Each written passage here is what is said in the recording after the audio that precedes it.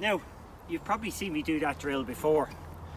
I posted it before for World Down Syndrome Day and Socket, and it kind of got hijacked. This is actually my favourite training drill for amateurs. If you can do that, walk up and down a line and hit balls consecutively, you will have the coordination, the connection, easily to play to single figures.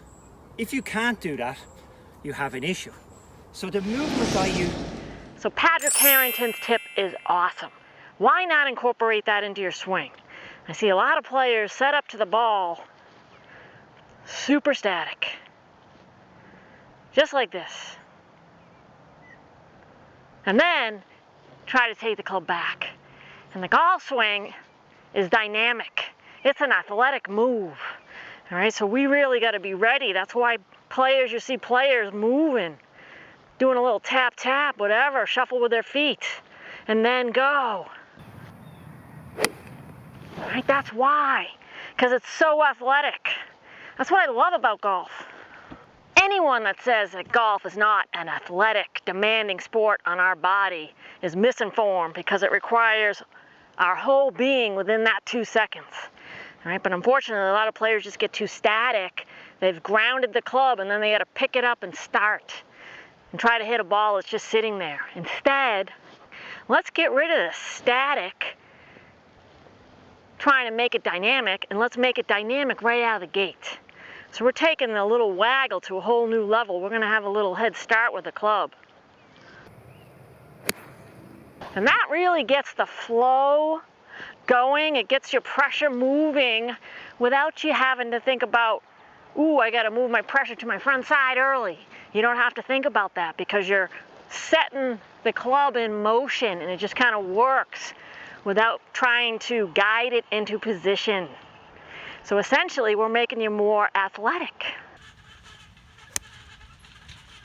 This is like my play catch, where we caught the club. We had in our lead hand, and we caught the club in our backswing to feel more fluid with the takeaway, because a lot of players struggle right out of the gate. You'll see some players take it out and around. They'll overrow their forearms. They'll hinge early. They'll do all sorts of things guided right out of the gate instead of flowing. We want to flow. We want to swing. All right, so what we're going to do is going to take Patrick's awesome tip, and we are going to incorporate it into our swing. So a little waggle, tap, tap, keep moving, don't stop. Let her rip. Give it a little bit of a head start and let it flow into position. We're going to let it flow into position and go. Let it flow into position. So you're going to hover, tap, tap, move your feet, flow. When I do this personally, I feel like I can kill it, because I feel like I'm just so in the moment, in the motion, a lot more athletic. The club's just swinging versus me trying to guide it into positions.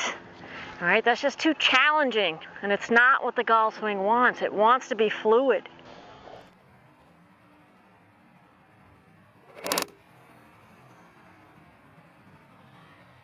All right, so instead of being super static, we're going to move. And we're going to give the club a little head start so it can flow. And then we're going to go. I'll tell you what, I'm really liking this. I know what the next question is. Same thing with the driver, Christina? Yep, absolutely. So keep moving. Give it a little flow. Let her rip.